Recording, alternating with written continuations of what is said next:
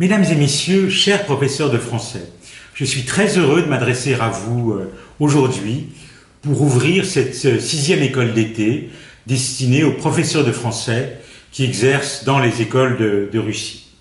Il s'agira d'un moment de rencontre très attendu, tant par les nombreux participants et partenaires éducatifs locaux que par les agents du service culturel de l'ambassade, de l'Institut français de Russie et du réseau des Alliances françaises de Russie. Il n'était pas question, malgré l'épidémie, de nous priver de ces échanges. En effet, chaque année, ce séminaire est l'occasion, avec les intervenants français et russes, de débattre de questions qui touchent au plus près à vos pratiques pédagogiques dans les écoles.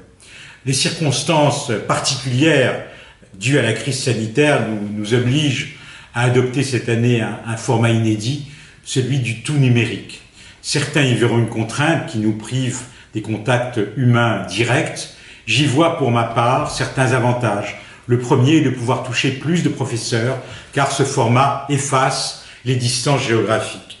Ainsi, l'école d'été couvrira-t-elle, peut-être davantage qu'à son habitude, une large partie de l'immense territoire russe. Dans l'urgence, il vous a fallu, je le sais, pour garder le contact avec vos élèves, adopter ces outils de travail numériques. Aussi, ce séminaire propose, pendant 3 jours, de faire un point sur ces nouvelles pratiques qui s'inscriront certainement dans la durée. En plus de vous familiariser avec ces outils, il vous a été demandé de repenser vos pratiques pédagogiques. Animer une classe à distance ou en présentiel ne se fait évidemment pas de la même façon. Je prendrai connaissance avec le plus grand intérêt du compte-rendu de vos travaux pour savoir quelles leçons pédagogiques vous tirez de cette expérience exceptionnelle vécue à Moscou et dans les régions. Enfin, cette crise sanitaire vous a imposé un défi de taille, celui de continuer à faire vivre une langue vivante et au-delà, de conserver un lien social dans vos classes. Des premiers retours que nous avons des écoles, notamment celui de notre formidable réseau de coopération, le RLF Junior, nous savons que ce lien social avec la classe a été maintenu et que l'appétence de vos élèves pour le français demeure intacte. En cela, et c'est très important de le souligner, vous avez réussi votre mission éducative.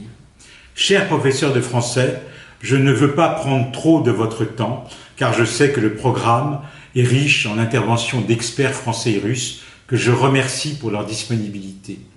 Je tiens simplement à saluer votre engagement en faveur de la France, de sa langue, de sa culture. Vous êtes toutes et tous, dans vos écoles, dans vos régions, des ambassadeurs du français. Nous ne l'oublions pas. Votre action pour faire vivre ce lien particulier qui unit vos élèves à la France est remarquable. Je vous exprime toute ma gratitude pour avoir continué à effectuer votre mission dans cette épreuve exceptionnelle et contribuer à maintenir du lien social. Les enseignants ont joué un rôle majeur. Il me reste à vous souhaiter une excellente école d'été 2020. Elle sera, j'en suis certain, nourrie d'échanges constructifs qui permettront de dresser un bilan complet de l'enseignement en période de Covid-19 et de nous projeter dans la vie d'après, à la prochaine rentrée scolaire.